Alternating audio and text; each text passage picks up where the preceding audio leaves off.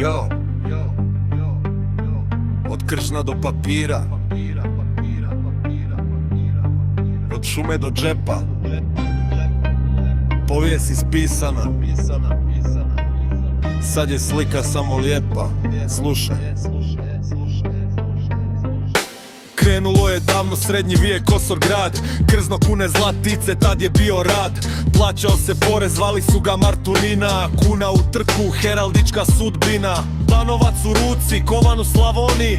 Vrijednost mu je bila jača, stabilna u liniji. Dugo je čekala, kroz vjekove se krila, dok 94. opet nije krila raširila. Bila je kuna 100 lipa u njoj, u svakom taktu, u svakoj borbi, u svakoj znoju. Velikani na licu, gradovi na naliču, hrvatski ponos u svakom sitnišu. Bila je kuna 100 lipa u njoj, u svakom taktu, u svakoj borbi, u svakoj znoju. Velikani na licu, gradovi na naliču, hrvatski ponos u svakom sitnišu. Mažuranić na baji, 50-ka u boji, Gundulić na 500, tamo visoko stoji. Radić nas gleda s 200, arena u Puli. Svaki poem priču priča da bi svi čuli. Kovanice u šaci, Slavu i Medvjed mrki.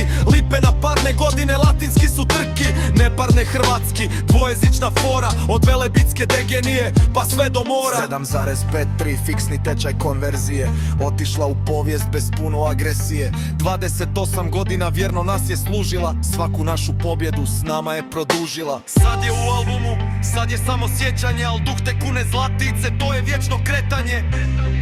Kuna u trku legenda, hrvatski novac.